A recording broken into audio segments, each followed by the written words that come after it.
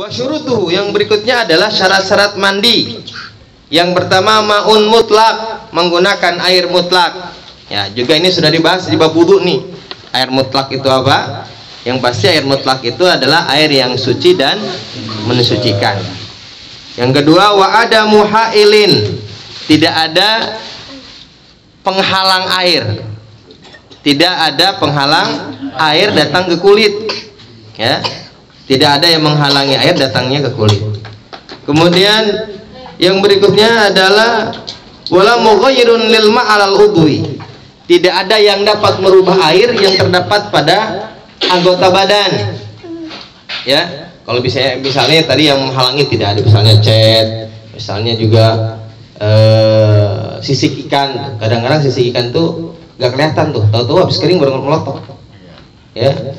Kalau lagi basah makan dia nempel, kemudian nggak kelihatan lagi dia bening. Nah, bebe nih kalau nisik ikan, bisa nggak kelihatan. Nah, itu dapat menghilangkan dapat menghalangi air.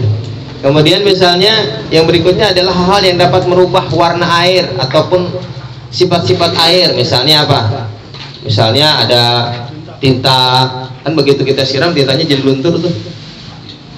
Misalnya ada hand body yang tebal sehingga begitu air sampai ke kulit, air menjadi berubah, minyak dan sebagainya. Nah, ini adalah hal-hal yang dapat merubah air, ya, yang berada di atas anggota badan. Ini sekiranya itu ada hal yang seperti itu, maka hilangkan dulu sebelum kita mandi, atau ketika mandi sambil gosok-gosok badan.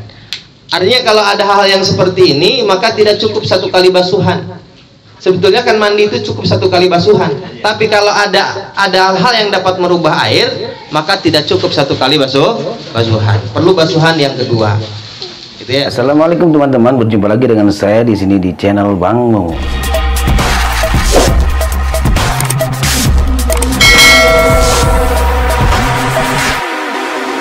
Kawashin tahta dhufrin,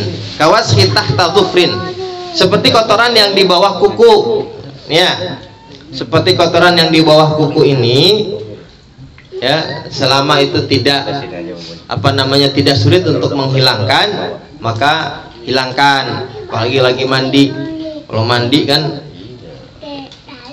harus semua badan dibasuh, maka semua kotoran harus diangkat. Walaupun misalnya ada sebagian kaul yang membolehkan kalau kotoran itu didapat dari pekerjaan yang sulit dihindari.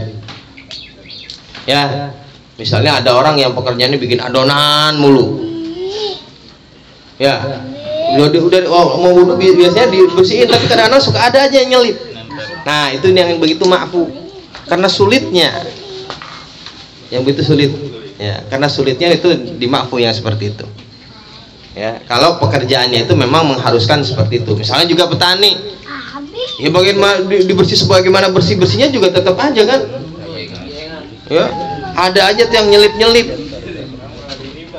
Ya, di kuku-kukunya misalnya. Nah, itu yang seperti itu juga maafu. Ya.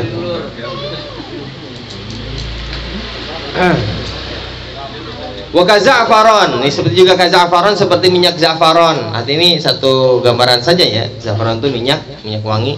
Juga sama kalau kita misalnya pakai minyak wangi yang tebal, sehingga kalau kena air itu juga misal merubah sifatnya air menjadi bau, menjadi wangi dan sebagainya. Wa sandalin, sandal ini seperti halnya sabun, sandal ini, ya, sampo dan sebagainya. Wa sidrin, sidir, ya, sidir juga sama. Kalau sidir itu kan buah daun bidara. Sidir itu daun bidara yang dikeringkan. Nah, ini bagus buat buat kulit. Cuman mungkin baunya kurang enak, ya kan, namanya juga daun kan. Ya, tapi itu bagus itu. Itu bahkan kalau dulu waktu di Hadramaut itu kalau lagi musim dingin, kita kalau pakai sabun biasa, sabun mandi biasa, kulit kering banget tuh. Jadi kalau misalnya habis mandi pakai sabun biasa nih, kemudian kering, itu kayak meletek, kayak pada pecah gitu kulit kita. Nah, biar nggak pecah, itu biasanya habis mandi kita pakai luluran, pakai hand body, pakai minyak misalnya seperti Nivea dan sebagainya tuh. Sekarang banyak, makanya orang Arab tuh banyak minyak begitu. Karena menghindari di musim dingin kulit pada pecah. Bukan apa, pecah itu mengganggu banget. Kalau keringatan perih, kemudian kadang-kadang sampai berdarah. Nah kalau mandi pakai sidir, dia tuh nggak perlu pakai minyak gituan, udah enak badan kita. Ya, no banyak no di makam. Jadi daun-daun bidara dikeringkan, nanti dijemur misalnya, kemudian dibubukin gitu. Dibikin halus gitu, dibikin kayak halus kayak tepung gitu sampai hancur begitu. Nanti dipakai tuh, diisi air, dia berbusa begitu. Ya, berbusa dia. Jin nggak mau lagi dekat-dekat, bagus banget kan.